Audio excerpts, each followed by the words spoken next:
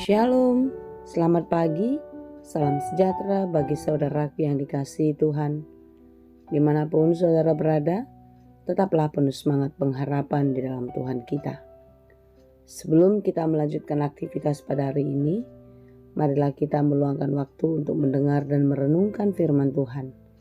Karena memang hanya firman Tuhanlah yang menjadi penuntun hidup dan yang memberikan hikmat kepada kita untuk dapat melakukan segala yang baik yang sesuai dengan kehendak Tuhan. Marilah kita berdoa. Ya Allah Bapa yang maha baik yang kami sembah di dalam Yesus Kristus, kami bersyukur untuk kasih-Mu menyertai kami sampai pada hari ini. Ya Bapa, kami mau menyerahkan seluruh kehidupan kami ke dalam pemeliharaan-Mu, karena kami yakin dan percaya Engkau selalu menyertai kami, sebagaimana Engkau menyertai kami dalam hari-hari yang telah kami lewati. Kami mau belajar di dalam firman Tuhan. Bukalah hati dan pikiran kami, agar kami dapat mengerti firman-Mu dengan baik. Dan biarlah firman Tuhan bekerja dengan leluasa, mengajar kami senantiasa untuk penuh hikmat di dalam menjalani kehidupan kami. Berfirmanlah Engkau ya Tuhan, sebab kami telah siap mendengar. Kasih karunia dan damai sejahtera dari Allah Bapa Tuhan kita dan dari anaknya Tuhan Yesus Kristus dan Roh Kudus menyertai saudara sekalian. Amin.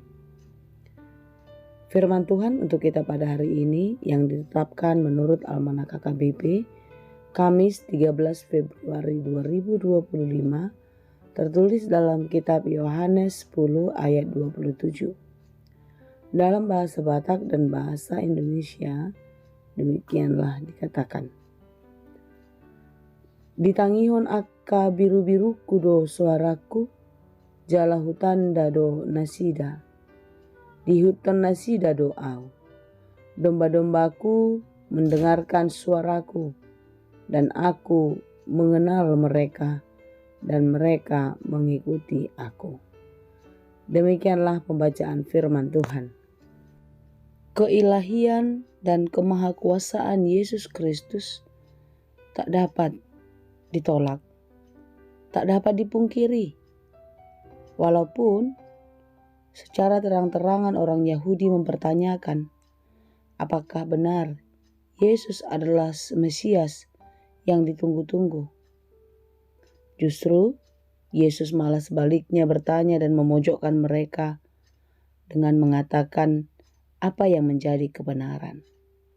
Ya, kebenaran tidak berubah dan tidak dapat diubah, di mana Yesus Kristus adalah Mesias, Sang Juru Selamat manusia, Sang Juru Selamat yang dinanti-nantikan orang-orang yang percaya. Kedatangannya mengubah segala sesuatu. Kedatangannya menyelamatkan umat manusia dari kematian karena dosa. Saudara-saudara yang dikasihi Tuhan, kita percaya kepada apa yang dikatakan Yesus, dan kita harus percaya kepada semua yang telah terjadi dan yang akan terus dikerjakannya di dalam kehidupan kita. Bagian kita adalah mempercayainya. Bagian Tuhan adalah berkarya dalam hidup kita. Yesus adalah kebenaran yang sejati. Bagaimanapun kita merespon ini, Dia tetaplah yang sejati, kekal selama-lamanya, yang harus dipercayai. Itulah kebenaran yang mutlak, yang tidak dapat diganggu-gugat. Saudaraku yang dikasihi Tuhan, jika kita diperhadapkan dengan keadaan yang mungkin masih membingungkan, apakah kita pun meragukan kemesiasan, kemahakuasaan Yesus Kristus? Tentu melalui firman Tuhan hari ini kita diingatkan bahwasanya kita adalah domba-domba Allah. Domba-domba yang telah ditebus dari perbudakan oleh karena dosa. Oleh sebab itu kita yang telah ditebus oleh Yesus Kristus di dalam kematiannya di kayu salib, tentu harus mengubah hidup kita menjadi lebih baik, lebih layak dan berkenan kepada Tuhan. Orang-orang yang telah ditebus tentu merespon atau membalas kebaikan Tuhan yang telah menebusnya, yaitu Yesus Kristus. Bagaimana kita menebusnya? Bagaimana kita membalasnya? Tentu dengan percaya kepadanya. Domba-dombaku mendengarkan suaraku. Nah, jika kita percaya kepada Yesus Kristus, maka kita mendengar apa yang dikatakan oleh Yesus Kristus, dan tentu kita tidak boleh hanya menjadi pendengar saja. Tetapi hendaklah kita menjadi pelaku firman di dalam kehidupan kita setiap hari. Sebagai tanda pengenalan kita kepada Allah, berarti kita tetap setia mengikut Dia. Dia mengenal kita. Oleh sebab itu, mari kita tetap percaya dan mengikut Dia.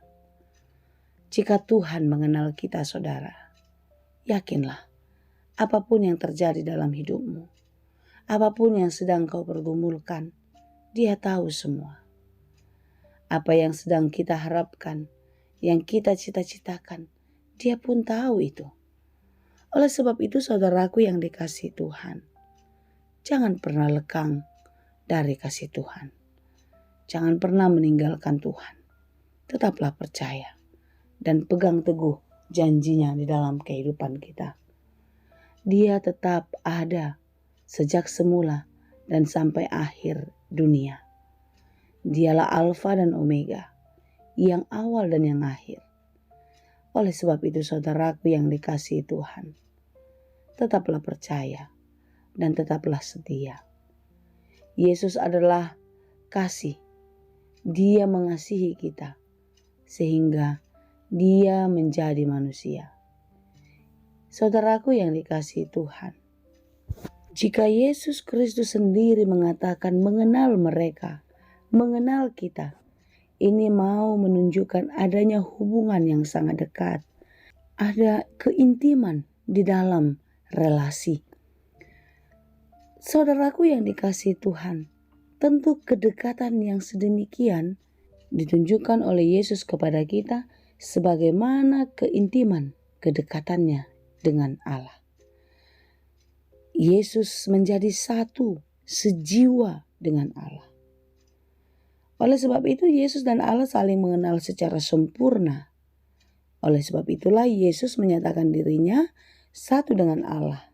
Dalam arti, yang melihat Yesus berarti dia sudah melihat Allah. Kualitas hubungan yang demikianlah yang diharapkan antara kita dengan Yesus Kristus yang telah menjadi manusia itu. Kita telah melihat karyanya, kita telah merasakan kebaikannya. Oleh sebab itu, dari segala yang telah dikerjakannya, kita harus membangun hubungan, relasi yang intim dengan Yesus Kristus di dalam kehidupan kita setiap hari. Amin. Saudara, marilah kita mendekatkan hati dan pikiran kita senantiasa. Jangan mau berpaling dan makin jauh dari Tuhan. Tetapi berpeganglah kepadanya di dalam firman. Taatlah dan lakukanlah. Karena di dalam ketaatan dan melakukan firman Tuhan, kita mengikut sertakan Tuhan bekerja di dalam kehidupan kita. Kiranya Tuhan menolong dan memberkati kita senantiasa. Amin. Terima kasih Tuhan untuk firman-Mu. Terima kasih Bapa untuk pengenalan-Mu dan kasih-Mu yang begitu besar kepada kami. Engkau telah mengubah kami dari budak menjadi anak. Engkau telah mengganti status kami, menebus kami karena kasih-Mu atas hidup kami. Terima kasih Bapa untuk semua kebaikan-Mu. Berkati kami hari ini dalam segala perencanaan kami, dalam segala pekerjaan kami. Engkaulah yang berkenan agar kami dapat melakukannya dengan baik dan apa yang kami kerjakan boleh berhasil dan berbuah.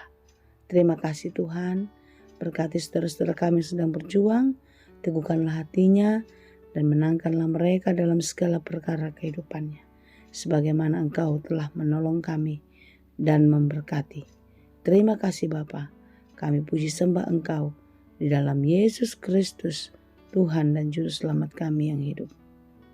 Anugerah Tuhan kita Yesus Kristus, kasih karunia Allah Bapa, dan persekutuan Roh Kudus, itulah kiranya yang menyertai dan memberkati kamu sekalian. Amin.